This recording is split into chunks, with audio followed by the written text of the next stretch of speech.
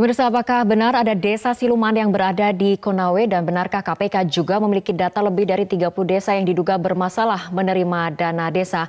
Untuk membahasnya kami telah tersambung dengan Kapolda Sulawesi Tenggara, Brigjen Pol Merdisyam melalui sambungan telepon. Selamat malam Pak Kapolda. Selamat malam Mbak.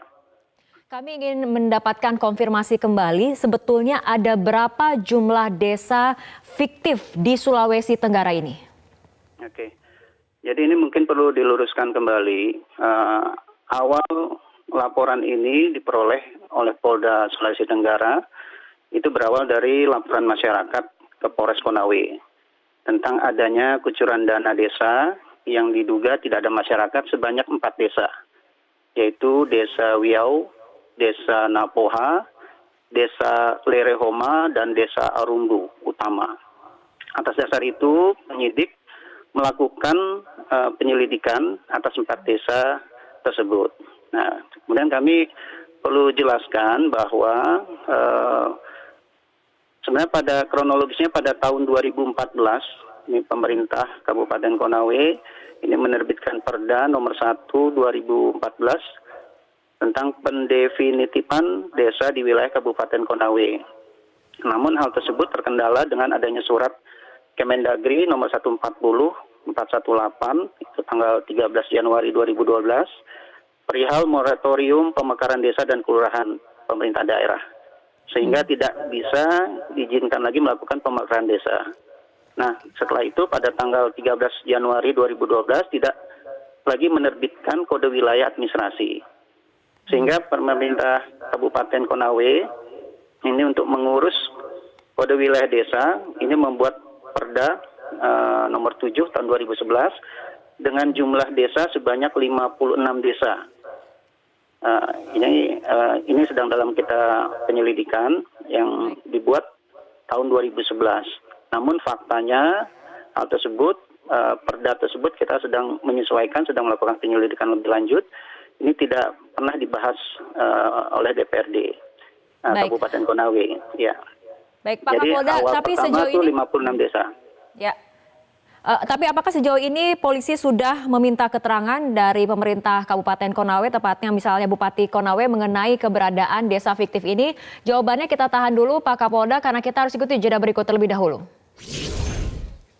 Kita lanjutkan kembali perbincangan masih bersama Kapolda Sulawesi Tenggara, Brigjen Pol Merdisyam. Pak Kapolda, tadi Anda katakan menelusuri 56 desa. Dari hasil penelusuran itu ada berapa artinya desa yang memang terbukti fiktif? Oke, dari 56 desa yang ada, kemudian kita dari Polda penyidik melakukan pengecekan kegiatan fisik terhadap 23 desa, di mana 23 desa ini yang tidak atau belum terdata di Kementerian Dalam Negeri maupun provinsi. Nah, dari 23 desa tersebut ditemukan memang ada 2 desa yang tidak ada warganya, yaitu Desa Wiau dan Desa Napoha. Ini 23 desa dengan 21 desa tidak terdaftar di Kemendagri dan 2 desa yang tidak ada warganya ataupun fiktif ini, apakah terus-menerus mendapatkan aliran dana desa dari hasil penyelidikan polisi? Sementara memang kita mendalami karena kalau beberapa keterangan yang kita peroleh, kan kita melakukan pengecekan dan baik pengamanan dokumen maupun saksi-saksi sebanyak sudah 57 orang.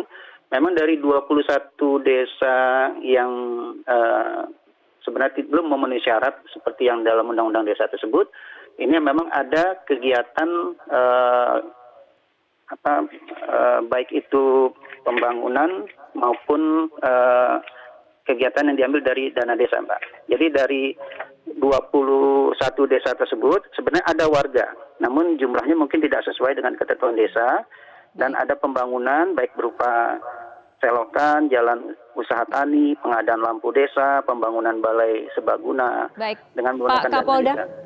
Ya, setelah jeda kita akan membahas apakah kasus ini akan naik ke tahap penyidikan dan disertai dengan penetapan tersangka, tapi kita ikuti jeda berikut terlebih dahulu. Kita kembali lanjutkan perbincangan masih bersama Kapolda Sulawesi Tenggara Brigjen Pol Merdisyam dan telah bergabung dari luar studio juru bicara KPK Febri Diansyah.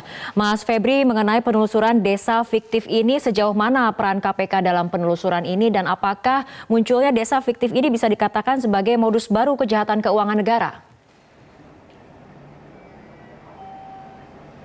Saya kira kalau bicara soal penanganan perkaranya itu inisiatif dari teman-teman Polda Sulawesi Tenggara sebenarnya.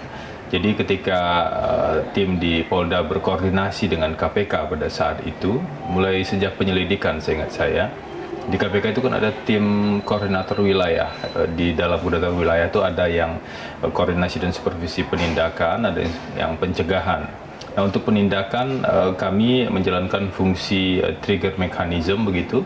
Ketika ada permintaan-permintaan bantuan maka kami bantu. Ada cukup banyak yang kami support di beberapa daerah juga untuk kepolisian dan kejaksaan.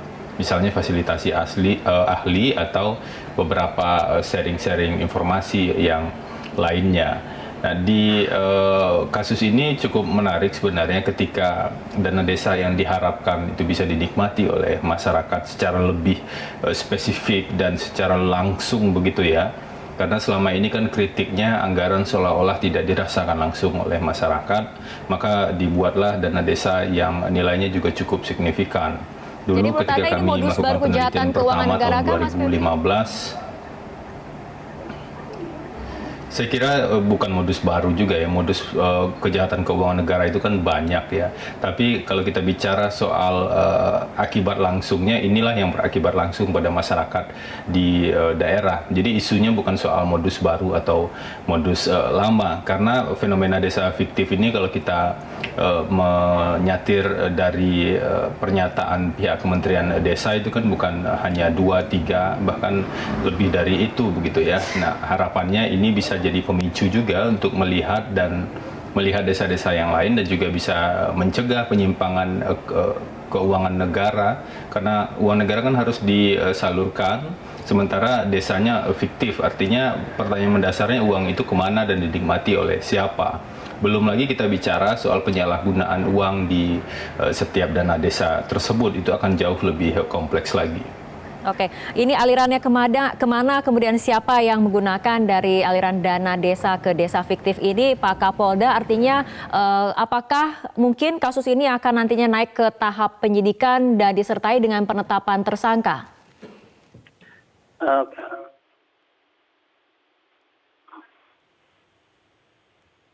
Halo? Ya, Pak Kapolda silakan. Oh iya, baik. Jadi untuk kasus ini sendiri, Polda Sulawesi Tenggara ini di Reskrimsus ini telah menerbitkan SPDP, surat perintah dimulainya penyidikan, tanggal 16 Juli 2019. Dan kita sudah juga berkoordinasi mengirimkan SPDP tersebut ke Kejaksaan dengan tembusan ke Barreskrim dan KPK. Artinya kasus ini memang sudah naik dari tahap lidik kepada tahap sidik. Namun memang sampai sekarang ini untuk tersangka belum ditetapkan karena masih menunggu laporan hasil audit dari BPKP terkait dengan kerugian negara. Demikian, Mbak.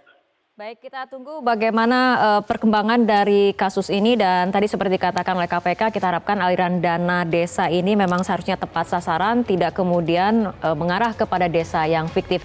Terima kasih Pak Kapolda Sulawesi Tenggara Brigjen Pol Merdisyam dan juru bicara KPK Febri Diansyah telah bergabung sama kami malam hari ini. Dan pemirsa, informasi ataupun perbincangan tadi menutup perjumpaan kita dalam Prime Time News. Untuk kali ini mewakili kerabat kerja bertugas saya Fitri Megantara mengucapkan terima kasih atas perhatian Anda. Tetaplah bersama kami di Metro TV. Metro TV, knowledge to elevate. Kita berkoordinasi mengirimkan SPDP tersebut ke Kejaksaan dengan tembusan ke Barreskrim dan KPK. Artinya kasus ini memang sudah naik dari tahap lidik kepada tahap sidik. Namun memang sampai sekarang ini untuk tersangka belum ditetapkan karena masih menunggu laporan hasil audit dari BPKP terkait dengan kerugian negara. Demikian, Mbak. Baik, kita tunggu bagaimana perkembangan dari kasus ini dan tadi seperti dikatakan oleh KPK, kita harapkan aliran dana desa ini memang seharusnya tepat sasaran, tidak kemudian mengarah kepada desa yang fiktif. Terima kasih Pak Kapolda Sulawesi Tenggara Brigjen Pol Merdi Syam dan juru bicara KPK Febri Diansah telah bergabung sama kami malam hari ini. Dan pemirsa, informasi ataupun perbincangan tadi menutup perjumpaan kita dalam Prime Time News. Untuk kali ini mewakili kerabat kerja bertugas saya Fitri Megantara mengucapkan terima kasih atas perhatian Anda. Tetaplah bersama kami di Metro TV. Metro TV, knowledge to elevate.